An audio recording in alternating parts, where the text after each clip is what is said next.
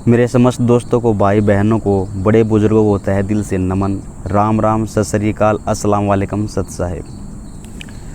दोस्तों, आज का जो विषय है वो बड़ा गंभीर है, बड़ा मार्मिक है, क्योंकि एक छोटी सी त्रुटि, एक छोटी सी कमी इंसान को बहुत उलझनों में, जो हमें दिखाई तक नहीं देती, उनमें डाल देती है।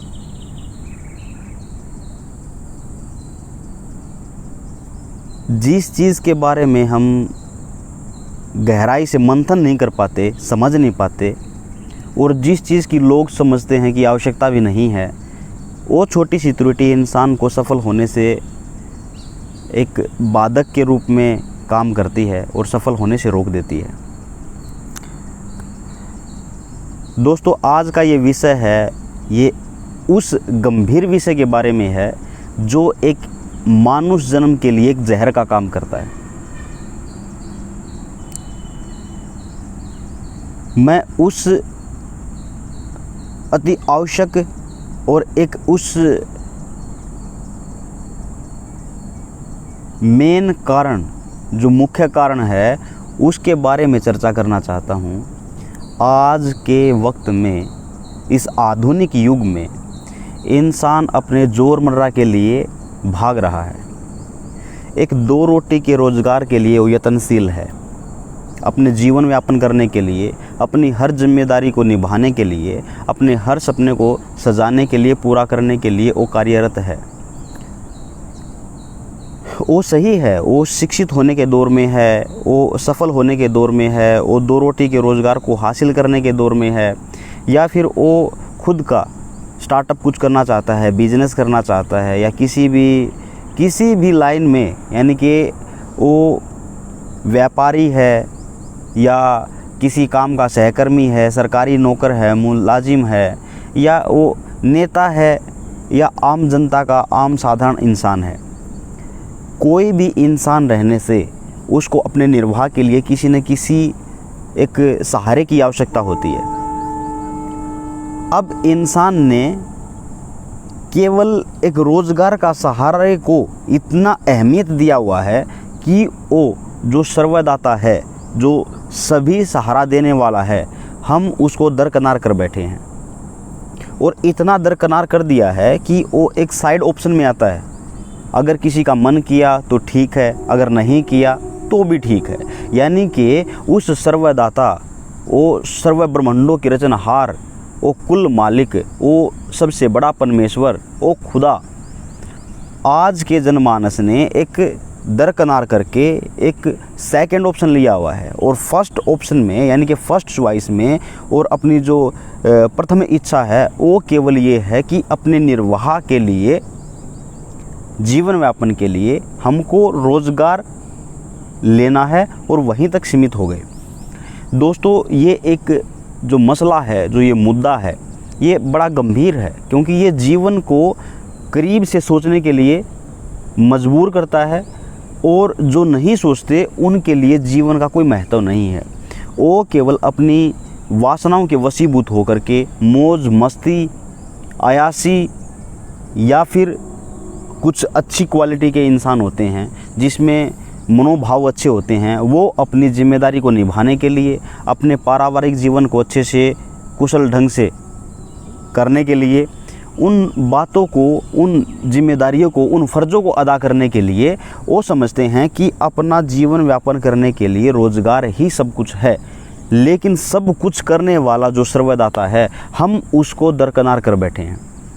दोस्तों, ये विषय इतना गंभीर इसीलिए है, क्योंकि हर एक चीज़ का सलीका होता है, हर एक चीज़ के नियम होते हैं, नियति होती है, सिद्धांत होते हैं, प्रिंसिपल्स होते हैं, रूल्स होते हैं, कानून कायदे होते हैं।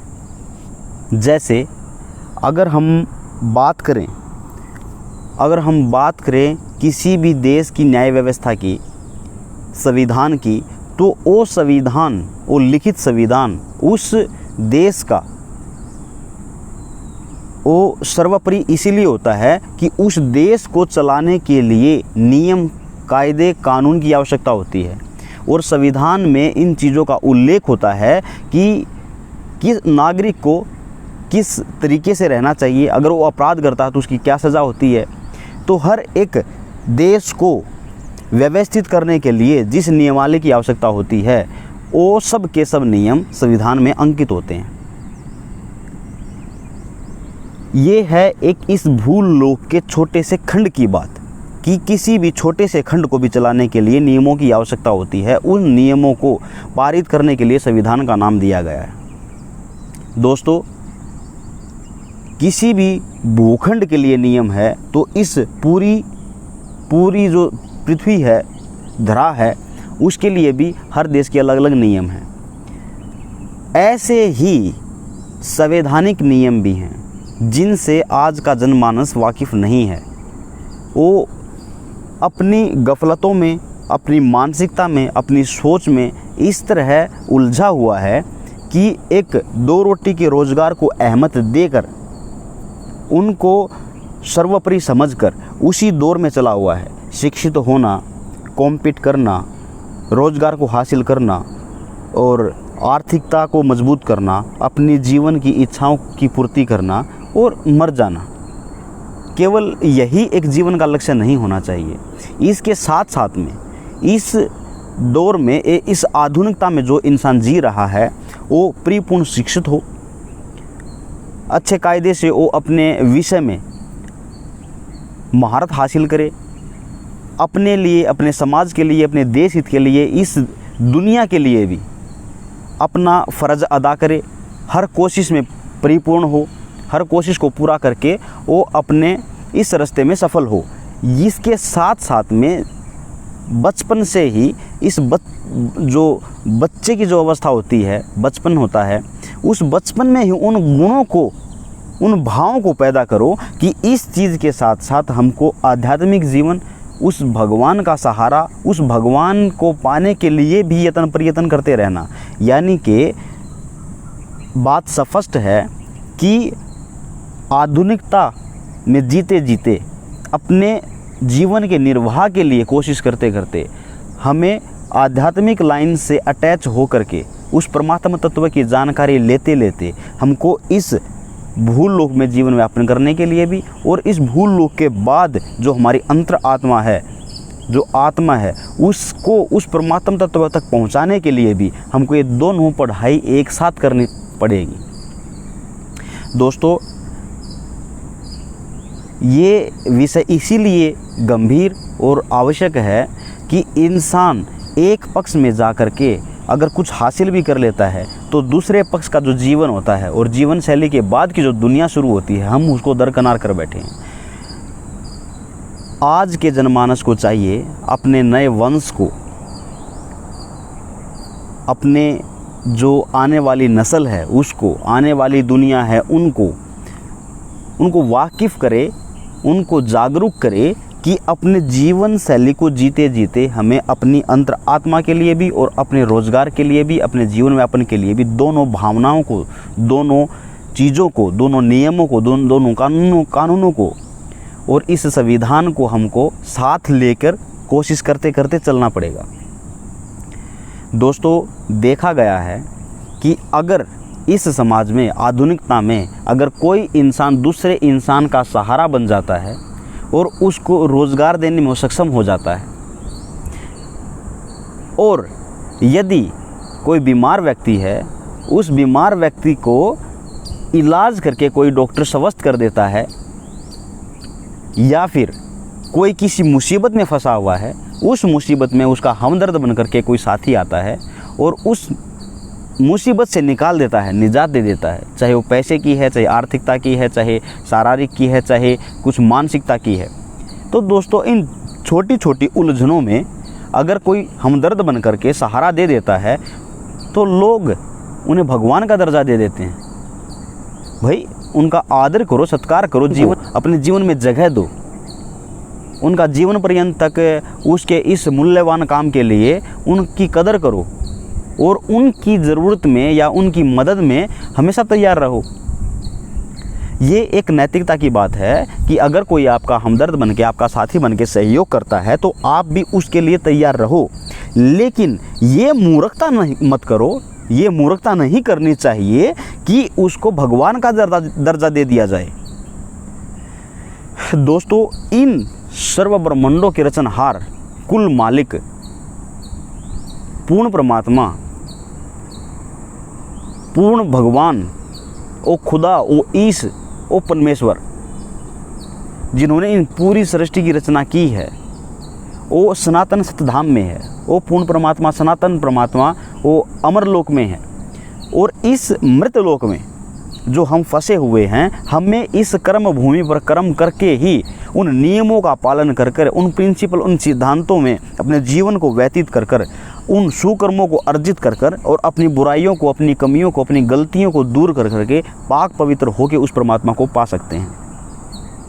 तो दोस्तों, इस मृत लोक में अपने जीवन व्यापन के लिए जो हम इस दौड़ में भागे हुए हैं कि अपने जीवन व्यापन के लिए रोज़गार ही सब कुछ है, या पैसे को, एक माया को इतनी अहमियत दी जाती है कि यही सर्वोपरि है, और उस रास्ते पे चलते चलते हम अपने जीवन, मनुष्य जन्म के इस मूल उद्देश्य को दरकिनार कर बैठें, ये सबसे बड़ा पाप, सबसे बड़ा अपराध, सबसे बड़ी मूर्खता है। हमें अपने जीवन व्यापन करते करते इस शैली में दोनों पक्षों को मजबूत रखना पड़ेगा।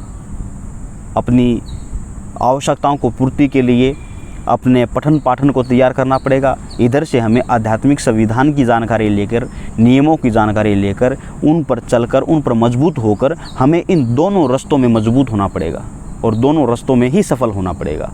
मनुष्य जन्म का ये मेन उद्देश्य है। गीता जी में उल्लेख इस बात का, अगर अर्जुन तुम संन्यास और वैराग को धारण कर लोगे, त्याग परित्याग ले लोगे, तो आपकी जिम्मेदारी को निभाने के लिए, निर्वाह करने के लिए जो आवश्यकता है उसकी पूर्ति किधर से की जाएगी।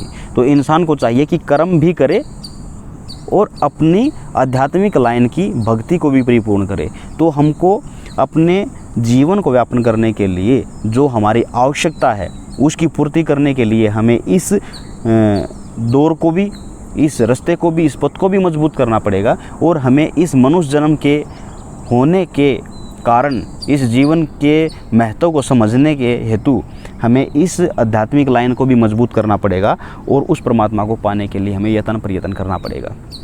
दोस्तों, किसी भी इंसान को इतनी ज़्यादा अहमियत नहीं देनी होती कि उसको भगवान का दर्जा दिया जाए। ये सर्वस्वा स्पष्ट रूप से उस पूर्ण परमात्मा का अपमान है, और प्रभु को या सर्वोपरि को या सर्वदाता का अपमान सही नहीं है। हम उस अपराध के जो अपराधी हुए हैं, जो हम इस मूर्खता से जो पाप कमाएंगे, उसकी सज़ा या उस अपराध का जो, इस मूर्खता का जो पाप है वो बहुत बड़ा है। क्यों? क्योंकि हम उस नियमों को खंडित कर देते हैं, जिन नियमों से, जिन निर्देशों पर, जिन सिद्धांतों पर चलकर हम उनको हासिल कर सकते हैं। हम उसी रास्ते में एंट्री भी नहीं कर पाएंगे, हम उस रास्ते पे चल भी नहीं पाएंगे, जिससे हम उसको प्राप्त करना तो दूर की बात है।